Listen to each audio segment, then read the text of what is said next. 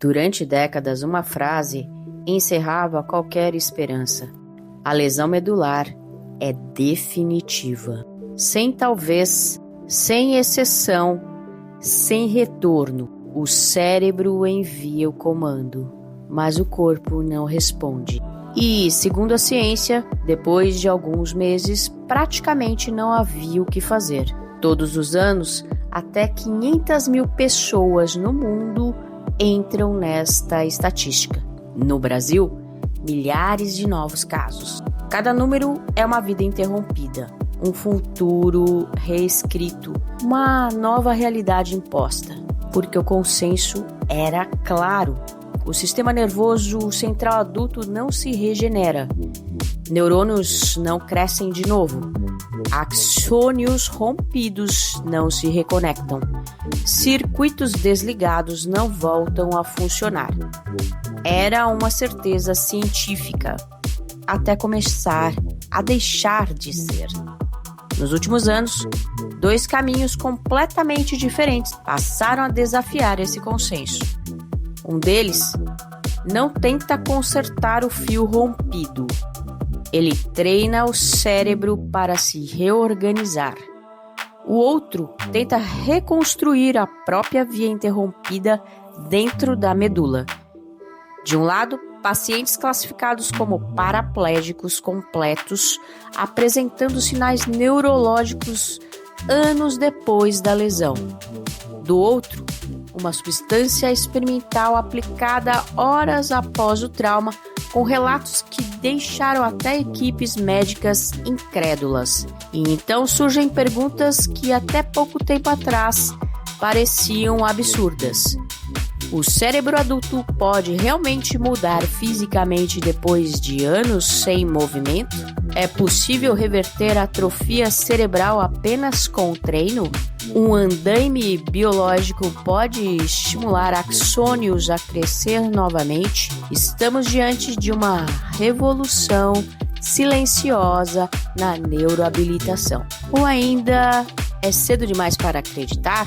Para entender por que isso é tão impactante, precisamos voltar ao momento em que a ciência tinha uma certeza absoluta. E por que essa certeza começou a ruir. Quando alguém sofre uma lesão medular, o que se rompe não é só o tecido nervoso, é o futuro. De um segundo para outro, movimentos automáticos deixam de existir. Levantar da cama vira cálculo. Escovar os dentes vira logística. Virar na própria cama pode exigir ajuda, mas o mais cruel é isso. O cérebro continua funcionando perfeitamente. Ele quer mover, ele manda comando, mas o corpo não responde. É como desligar a luz. Com o tempo, o corpo muda. Músculos enfraquecem, reflexos desaparecem, mas algo ainda mais silencioso acontece dentro do crânio. O cérebro começa a se reorganizar para a ausência de movimento. Não é porque ele é fraco, mas porque ele é eficiente. Circuitos que não são usados são despriorizados. E foi exatamente isso que fez a ciência acreditar, por tanto tempo, que a recuperação tardia era improvável. Não era pessimismo, era observação. Mas toda regra científica tem um ponto fraco. Ela descreve o que acontece na maioria dos casos, não necessariamente o que é biologicamente impossível. E foi nessa brecha que algumas pesquisas começaram a entrar. Em 2009, uma pergunta começou a desafiar o consenso científico. E se o problema da paralisia não estivesse apenas na medula, mas também na forma como o cérebro responde à lesão? O trabalho foi encabeçado pelo neurocientista brasileiro Dr. Miguel Nicoleles, professor da Duke University e referência mundial em interfaces cérebro-máquina. A proposta parecia ousada. Se o corpo não responde, vamos treinar o cérebro como se ele estivesse se movendo. Nada de cirurgia, nada de implantes. Os pacientes vestiam uma touca equipada com pequenos eletrodos capazes de registrar a atividade elétrica do cérebro por meio de um exame chamado eletroencefalograma, ou EEG. Funciona assim. Sempre que você imagina mover a perna, áreas motoras do cérebro se ativam. Mesmo que o músculo não se mexa, o sinal elétrico existe. O EEG capta esses padrões. Um computador interpreta o sinal e transforma aquela intenção em ação, seja num avatar virtual, seja num exoesqueleto robótico. O paciente pensa em dar um passo, o sistema responde. E o cérebro começa a receber um feedback de que o movimento aconteceu. No início, nada parecia mudar. Pacientes que não moviam as pernas há anos apenas imaginavam caminhar, sessão após sessão, mas então surgiram os pequenos sinais. Sensações abaixo da lesão, contrações discretas, e os resultados publicados chamaram a atenção. Pacientes classificados como paraplégicos completos passaram a apresentar recuperação neurológica mensurável, anos após o trauma. Mas o dado mais surpreendente veio das imagens.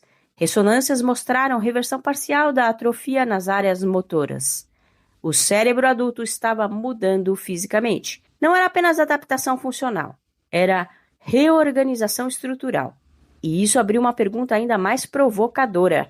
Se o cérebro pode reaprender anos depois, o que mais consideramos irreversível pode estar apenas subestimado? Enquanto um grupo treinava o cérebro, outro tentava agir diretamente no ponto da ruptura. Na Universidade Federal do Rio de Janeiro, uma equipe liderada pela pesquisadora Tatiana Sampaio desenvolveu, ao longo de quase 2 décadas, uma substância chamada polilaminina. A proposta é mudar o ambiente da lesão. Quando a medula é danificada, o local se torna hostil ao crescimento neural. Inflamação, cicatriz, barreiras químicas.